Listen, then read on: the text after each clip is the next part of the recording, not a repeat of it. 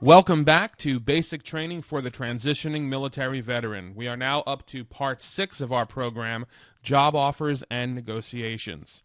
This is John Sanpetro, and once again I'm joined by Dr. Rich Shuttler. Dr. Rich, great to have you here again.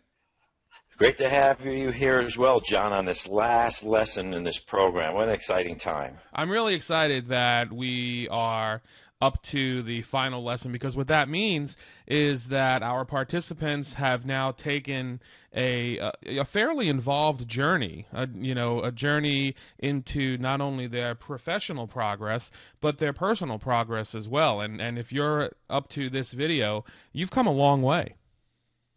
Now, I can really say, John, I wish they would have had something like this when I transitioned. And the people I've been talking to ever since we started on this journey together say the exact same thing. As much information that's out there, this kind of information is not available in the sense that they can listen to it and watch it over and over and perfect their transition to be what they really want it to be. Absolutely. Absolutely. So in this final program, we're going to talk about when and why job offers are presented. We're going to talk about what job offers generally include. We're going to talk about how to negotiate for what you want. We're going to talk about when you should accept an offer. And, very important, we're going to talk about when to walk away from an offer. And so let's just jump right in. When and why are job offers presented? Well, a job offer is presented basically at the end of the hiring process. Receiving a job offer means that you've impressed the decision makers, and now they want you on their team.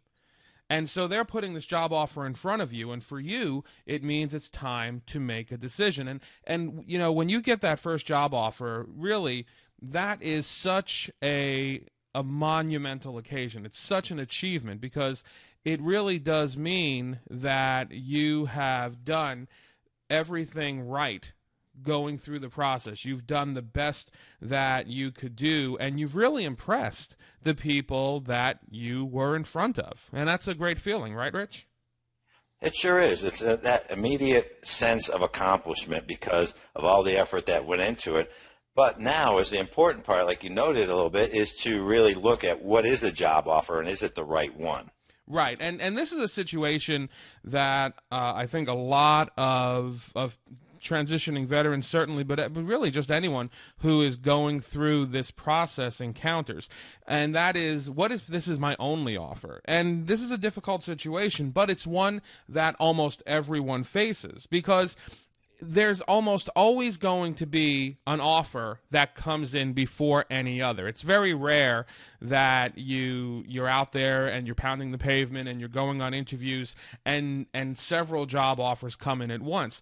The first one is going to be, for a time at least, the only one. And the temptation, of course, is to jump on that offer since it's the only one you've received so far. But here's the thing you have to keep in mind.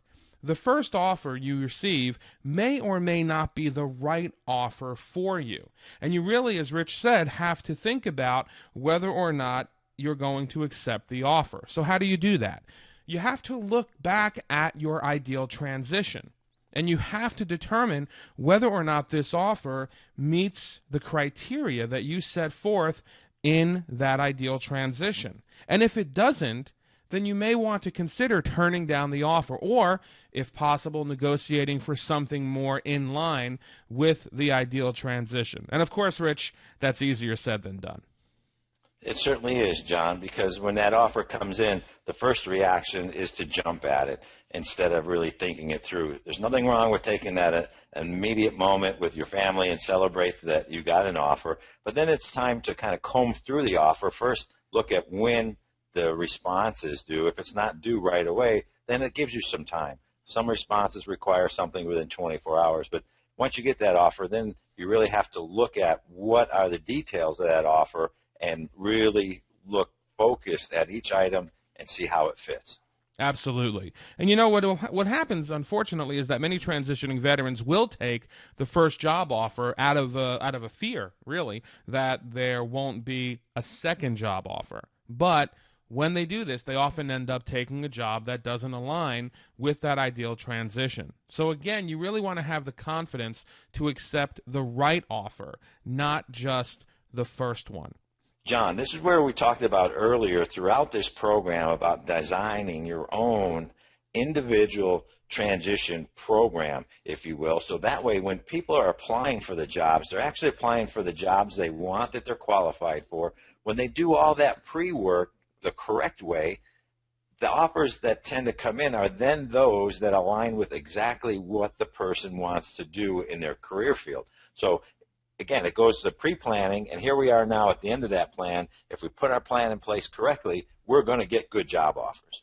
Absolutely. And the job offer that you're going to get it has several different parts to it, several different facets. So let's talk about what these job offers often include. Obviously, a job offer is going to include your salary.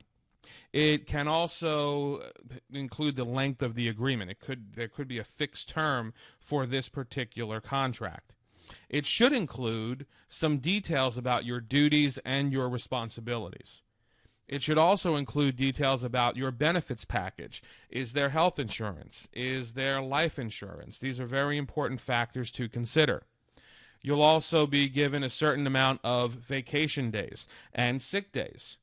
In some cases, you may be provided with expenses, perhaps expenses for relocation if that's a situation that you're dealing with. It could be transportation expenses. It could even be education expenses for yourself or for your family.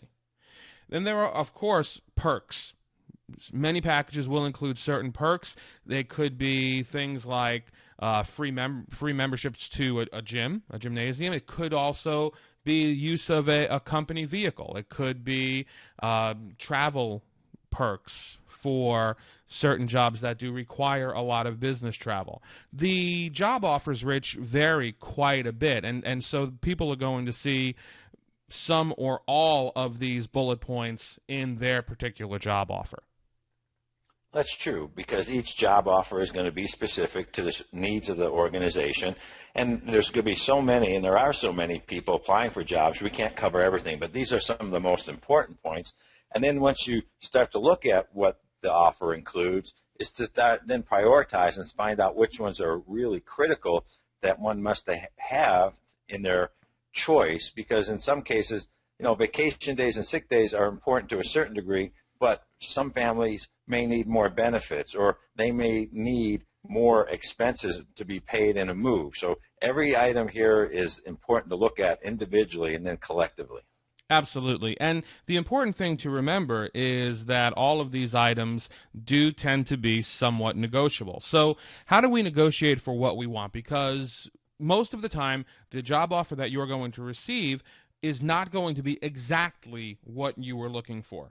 So if the offer is close to what you were hoping for, you should feel free to negotiate. And potentially each one of those areas that we described just a moment ago is negotiable. But here's what you have to remember. You are negotiating in good faith. So that means if you have a successful negotiation, then the expectation is you're going to take the position. The last thing that you want to do is take up everyone's time, including your own, and then if the negotiation is successful, or even if it is successful, you still don't take the position. So you really have to decide if the offer is worth negotiating. And there are a number of different ways to do that. So in terms of salary, Rich, if what they're offering and what you want is off by more than 10 or 15%, standard recommendation is that we're probably too far apart to negotiate on salary. Does that kind of dovetail with your experience? It does, John. And I think it goes back to the person who's applying for a job has to look and see what is the salary range. So let's just say arbitrarily the salary range is between $60,000 and $65,000 a year, and the offer is at $62,500. Well, that's within the range. Now, the military member may think, or anybody in a transition may think, well, gee, I should probably negotiate for that extra $2,500. That may be a wrong move in some cases, because it may look to the people who are doing the hiring that they're trying to get what we call nickel and dimed, in the sense that trying to get every little thing out of them. Remember, it's a range. Now, if the offer is outside that range to a lower point, then I would say sure, then start talking about negotiation on salary. But let's be careful when we negotiate on money, because the option of trying to negotiate for a couple extra $1,000 compared to not doing that option could mean a world of difference later if you actually get hired. Absolutely. And the other thing to keep in mind when you're dealing with salary ranges is that a company has a set salary range for a particular position. So it's always helpful if you know what that salary range is going in, and knowing it before you go into the negotiation. If you're at the very top of the salary range for that particular title, for that particular position, then the company also has nowhere to go 6 months from now, a year from now. And I do think that companies like to leave a little bit of wiggle room in their initial salary offers, so that if you do a good job, if you are to be rewarded, they have room within their own company range to actually give you that additional compensation. So that's just something else you have to think about. And I'll also say that if you are okay with taking a lower salary, you could always try to negotiate that lower salary in exchange for some other area. So maybe you want more vacation days. Maybe you have relatives who are, far away. Maybe your wife has relatives who are far away, and so you know that you have to travel quite a bit. If that's the case, then you may want more vacation days. That may be more important to you than, say, another $2,000 or $3,000 in salary. It really gets down to what's most important to you, and that's why, as both Rich and I have been saying, you really want to look at the package. You really want to study each individual benefit of the package, and you really want to determine whether or not it's right for you. And if it's not quite right, you want to think about, what are the most important aspects of this package? What are the things I absolutely need? And then what are the things that I can give a little bit on? That's the art of negotiation, right, Rich? Well, John, what happens here, you have to remember that when we start negotiating, we also open the door for the company to withdraw their offer. And that's not uncommon. If somebody tries to negotiate too much too soon, they rescind the offer, because there's a lot of people out there who want some of these jobs. So we have to be careful. Definitely. And so, again, as you were saying before, if you're going into the process, into the job hunting process, and doing your due diligence, the offer that you get should be fairly close to what you want. And the things that you're asking for really shouldn't be so far out of left field that they're going to cause an employer or a potential employer to withdraw their offer. Now, if you are going to enter into the negotiation, then if possible, try to negotiate with the person that you are going to actually be working for, because ultimately they're the decision maker. They're the person who decided or had a very large hand in deciding to hire you for their team. They want you on board. Okay? And again, as long as what you're asking for is reasonable and in good faith, they're your biggest advocate. They're the person who will support you most internally throughout the negotiation. They're the person that you want on your side. And so they're the person that you should approach with the negotiating points. Rich, do you have anything else to add to that? Any other tips there? That's a great tip, John, but we also have to remember, in some cases, the offer will come somebody from a human resource department, and they may not want a negotiation between that person you're going to work for or who was in the interview. So we just have to be cautious and not try to push anybody too hard if, in fact, we do have to talk with somebody in the HR group, because they are then the steward for that person to be working for that department, and it could be out of the hands of that person you actually work for. But everything's a situation. You can always try and work with the best person possible, but let's also keep in mind that this is not the military, and the military structure what guides the military is a chain of command. Oftentimes, it's not the same exact way in a civilian organization. Absolutely. Now, in a situation like the one you just described, would you, if you were dealing directly with HR, would you recommend that the person who was receiving the job offer, if they knew who they were going to be working for, would you recommend that they reach out to that person or just stay in touch with that person, or does that seem like an end run around the HR person? Well, I think it's going to be a little bit different in each case. It depends on how the interview went and if there were some post conversations with that person that they may be working for after the interview. If possible, if there was some sort of relationship built up, certainly there's nothing wrong with contacting that person before replying to that HR group. But it's probably ideal to make sure that everybody is aware, and usually it can be via email, but if a phone call is made, just make sure that the person you talk with knows that you're in response to an offer that came in. Right. Some other things to remember. You always have to remember that a negotiation is a back and forth process, and everyone should walk away from a negotiation feeling like a winner. So, given that, it really is an unreasonable expectation that you're going to get everything you ask for. And this is why people will usually ask for a little bit more than they're willing to settle for, because it gives them a little bit of wiggle room. And you could do that either in one particular area or ask for one or two concessions in one or two particular areas, knowing that you're willing to give back that concession in one area that's less important in order to get the concession in the area that is more important to you. So again, I know we're repeating ourselves, but this just gets back to really understanding the offer and really understanding your priorities and how they align with that ideal transition that you designed before you started this process. The idea, John, of pick your battles wisely is very important here, because if you start negotiating on too many points, the people are going to appear much different than if it's just on the one or two important areas. In most cases, the people who are making the offer will expect some sort of negotiation. They're in tune to that. They do this every day. They're offering jobs on a regular basis. So they're in tune to some sort of negotiation, and they're in tune to reasonable negotiations. So asking for too much, like you said, outside that salary range, or if they're offering 14 days vacation and the military person who's looking for this job is wanting 30 days, because in the military get 30 days vacation each year, there's some things that are just not going to be received well where others will be. Absolutely. Absolutely.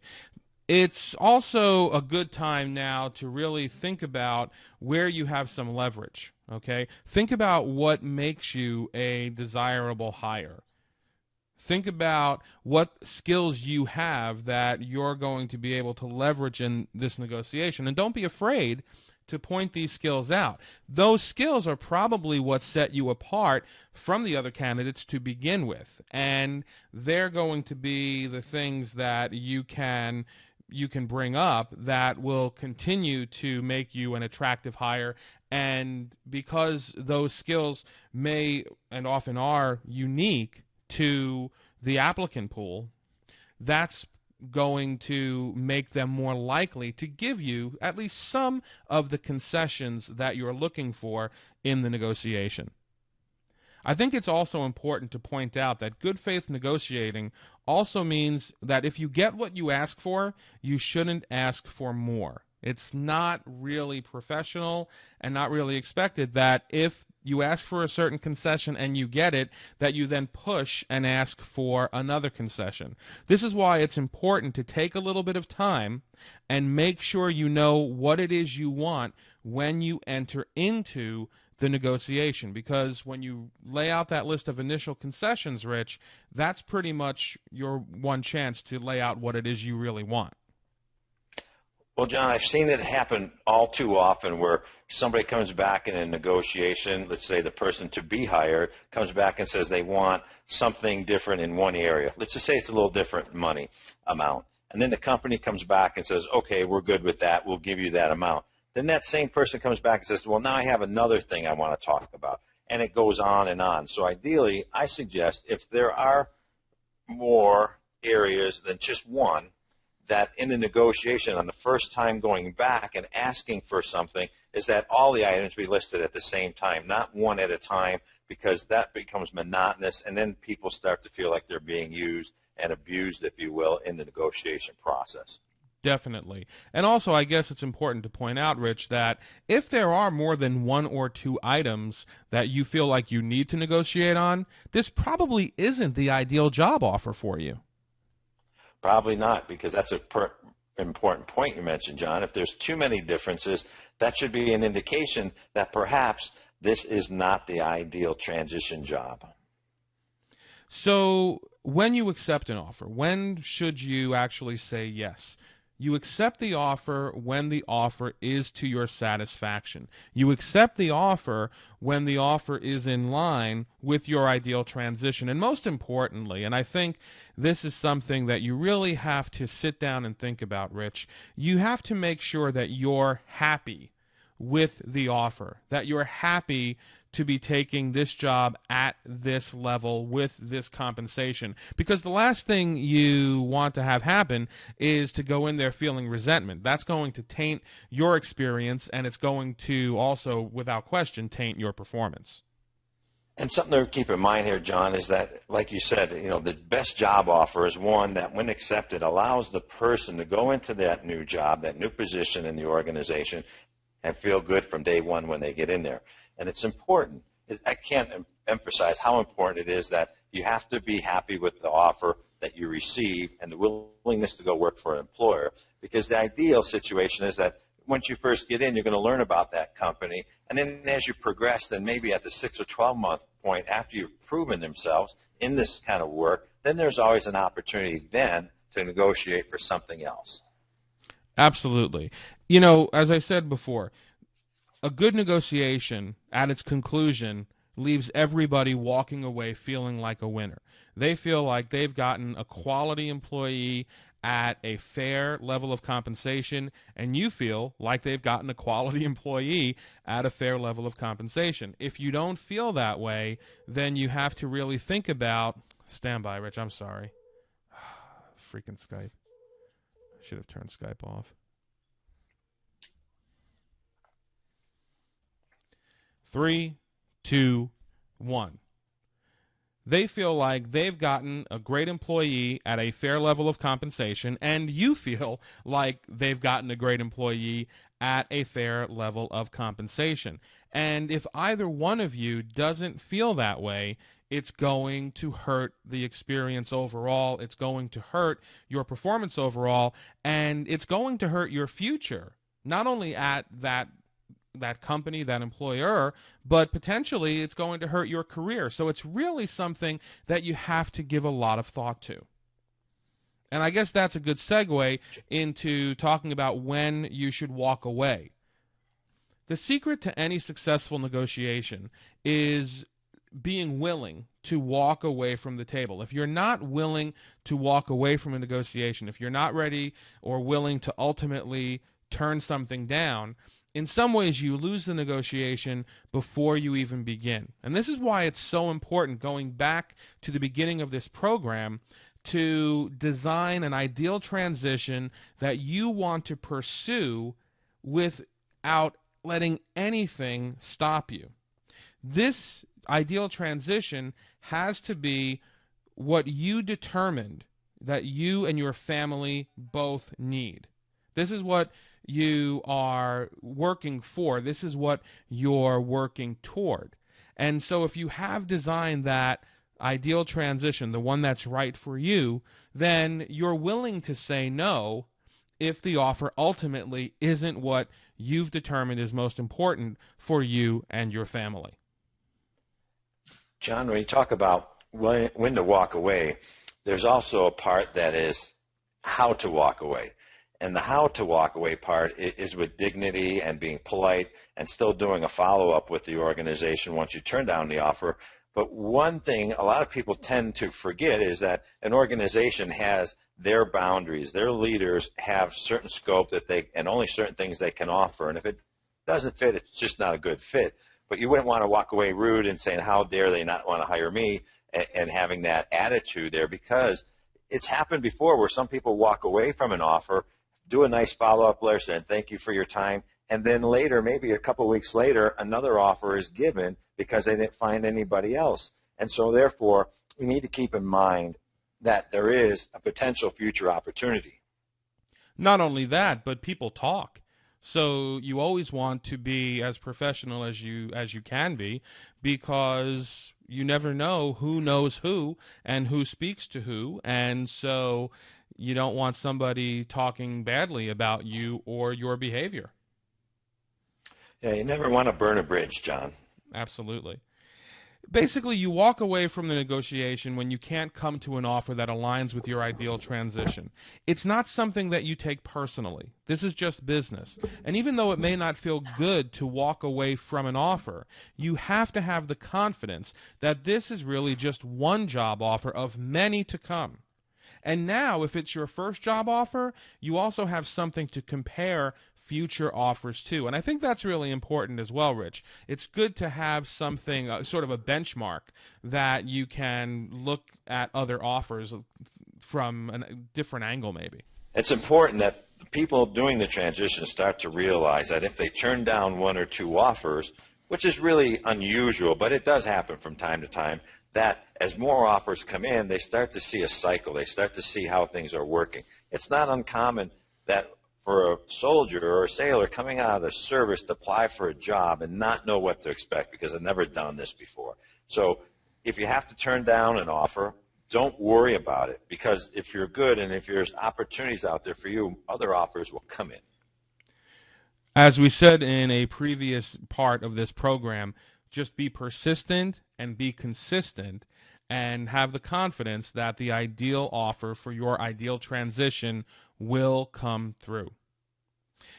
We both hope that you have found this program beneficial, and if you ever have any questions or need to speak about a specific issue, please don't hesitate to contact us at admin@ProProgressAcademy.com. We would both like to thank you for your service, and we wish you nothing but success in all of your future endeavors. Rich, do you have anything to add? I do. Just to end this, John, just to help the service members who are either just as they're coming out or maybe they've been out for a while, is to realize that there's help available. There's help through us at Professional Progress Academy, but to not have to think that the people in transition have to do this alone. The reason why we've done this program is to help and then to give assistance. There's other people willing to do the same thing, that you're not in it alone.